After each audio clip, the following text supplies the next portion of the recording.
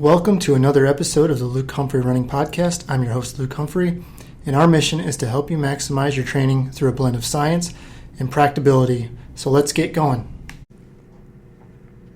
All right, welcome back, everybody. This is Luke, and today we're going to be talking a little bit about probiotics and post-marathon recovery, which is pretty interesting. So you ever get to the point where you look at a topic, like I just saw this article that I'm going to be talking about today, and then you go down a rabbit hole and you find all kinds of stuff that relate to it. So it happened to me a little bit on this, but I want to keep it focused to just this specific topic because I'm going to be talking about a research article.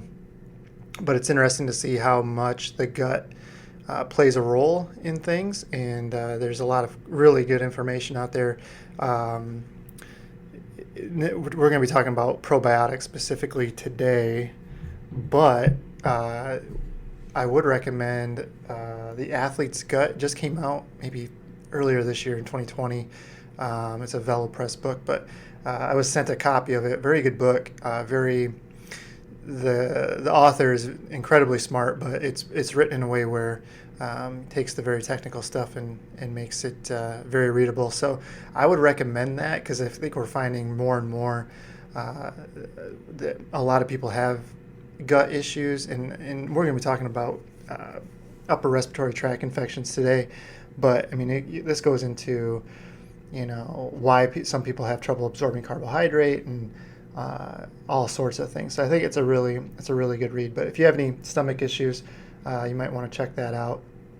I'm not affiliated with them at all. I was actually just thinking about it when I was writing and reading this podcast out. So, but anyway, I'm going to be nice and short today. I think there's definitely different avenues we can take this in the future. But today we're going to talk about taking a probiotic and how it affects your post-marathon recovery. So if you're anything like me, this happened to me. It seems like after every marathon, more I guess in the fall, but I definitely seem to be fine leading up to the marathon, run the marathon, and then get sick within a week after running the marathon. And I know a lot of you do too. I've gotten questions about it. I've gotten emails about it. But we're definitely more vulnerable. And I think right now, people are still doing their big races. Even people are even doing more ultra races. If they're fighting marathons are starting to come back. But we are still in the middle of a pandemic. Yes, we have vaccines on the way, but it's going to be still several months before those are into the general public. So it's something that we know that exercise is good for us, but most of the people that are listening to this or follow me, they're training pretty hard, and there's a big difference between general exercise to stay healthy and exercise because you're training hard. You're training hard for an event, right? And those are big differences. And so we know that after a hard workout or a hard race, that there's definitely a window where the immune system is suppressed before it bounces back, and so we have to be very careful of that.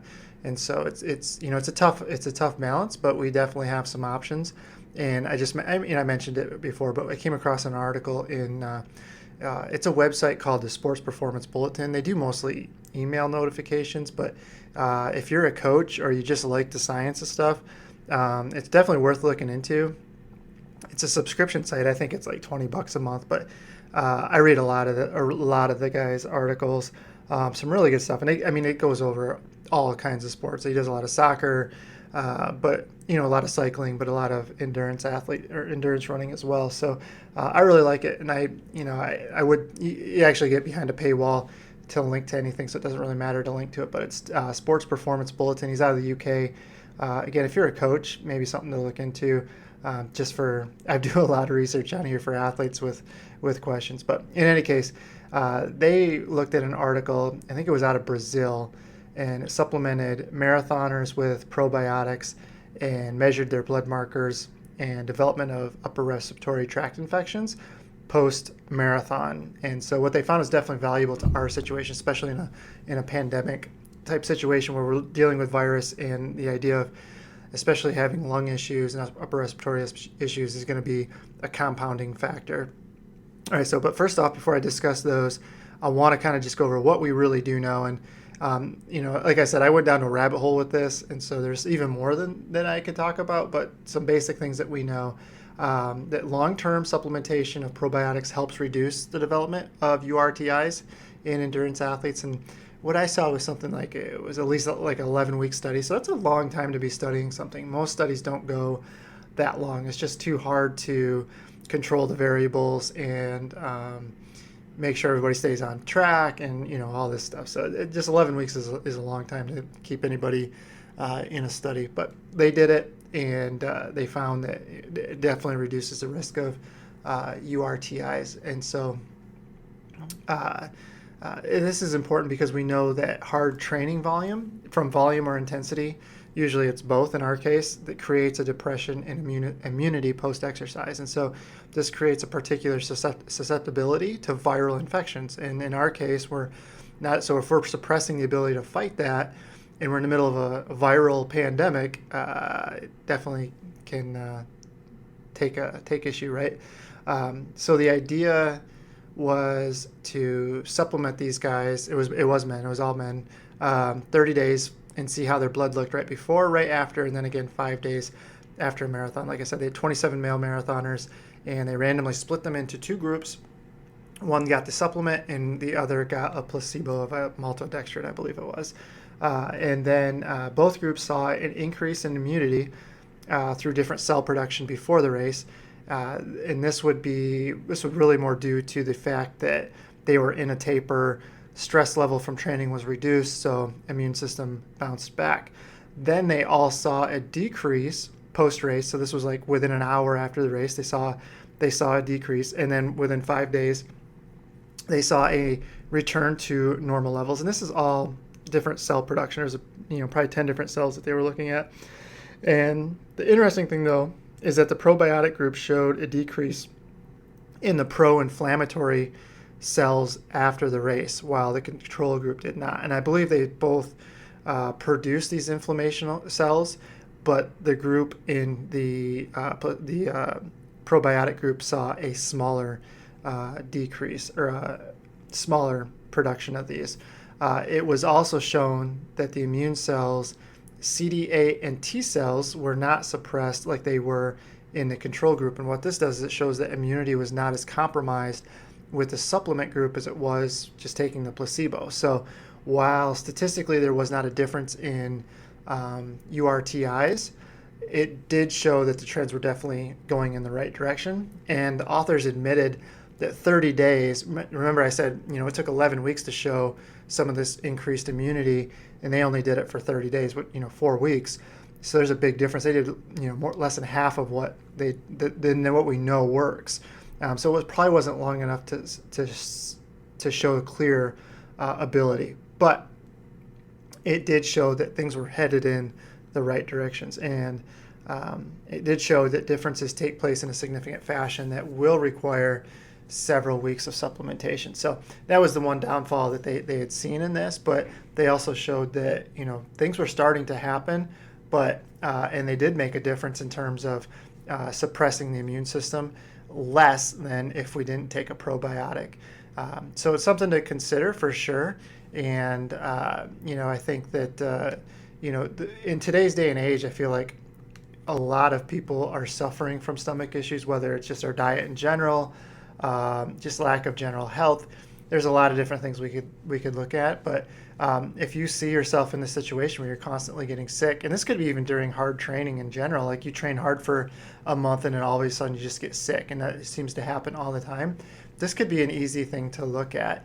And so, it's something that I'm even actually considering myself, especially just in this day and age where, as I'm recording this, it's, right after Thanksgiving in 2020, which, we're smack dab and we're in the midst of a resurgence of viral disease, and so we kind of, as runners, we have to take a lot of precaution on that. We want to train, and running is healthy for us, and it's healthy in general in boosting our immune system. But if we're training hard for something, we need to make sure that we don't put ourselves in a hole, that we make ourselves more vulnerable to get sick. So we're seeing probiotics as a way to kind of combat that a little bit.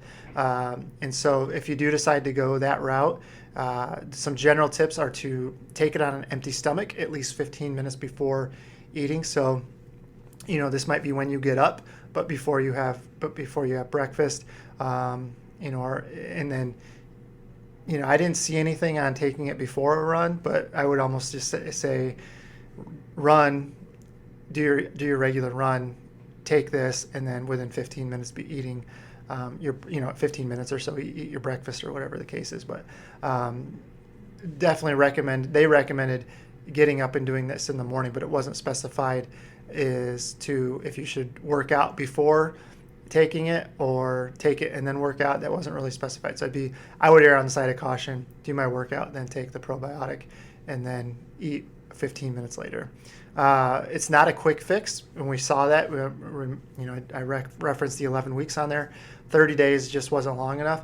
And in all honesty, we were starting to see a difference in post-race recovery, but it'd be really interesting to see what that looked like if you took it over the course of a whole segment, a whole 12, 16, 18-week segment, and see how well your gut flora actually responded, how you responded, and how your overall health was too.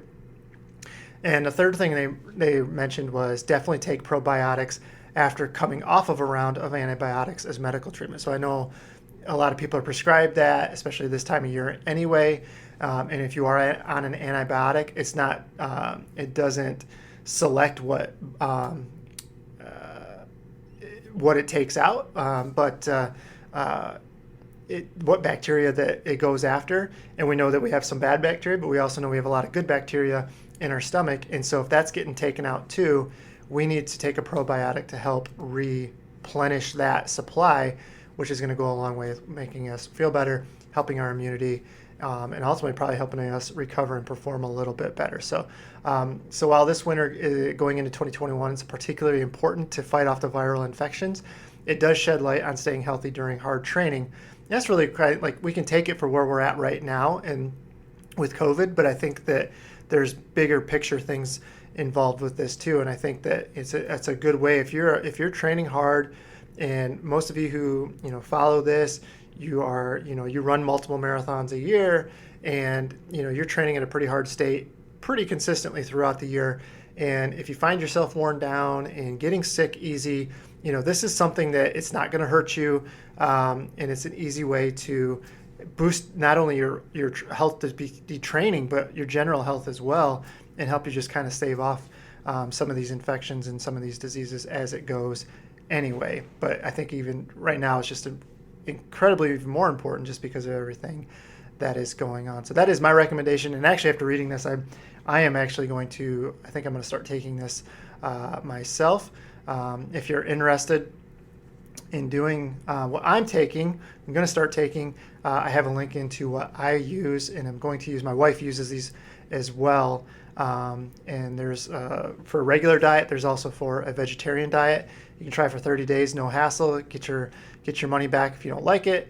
But if you follow the link that is in the show notes, you'll also get 25% off. And like I said, there is a vegetarian option as well. But in general, probiotics, and I'll have to explore into this a little bit more in terms of what other options or what other avenues probiotics help to, because we've seen it come up a lot.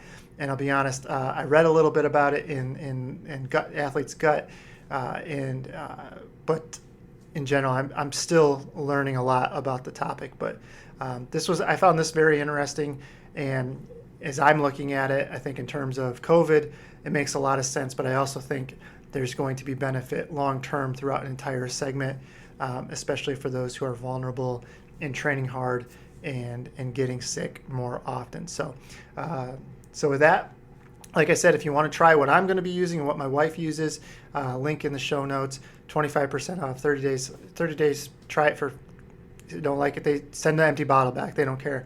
And like I said, there's a vegetarian option as well. And so that's it for this week.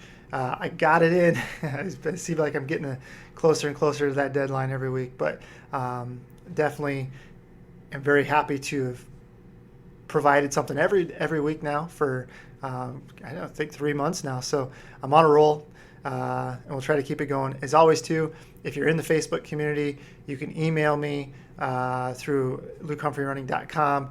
If you have ideas that you want me to talk about, would be happy to take those up. Always looking for ideas for blogs and podcasts. So in any case, have a great week, everybody, and we'll look to close out 2020 this year. So take it easy, and we'll talk to you next week. All right, bye-bye. Thanks for listening to the Luke Humphrey Running Podcast with your host, Luke Humphrey. If you like our show and want to learn more, please visit us at www.lukehumphrey.running.com for blogs, podcasts, coaching, and training options. See you next time.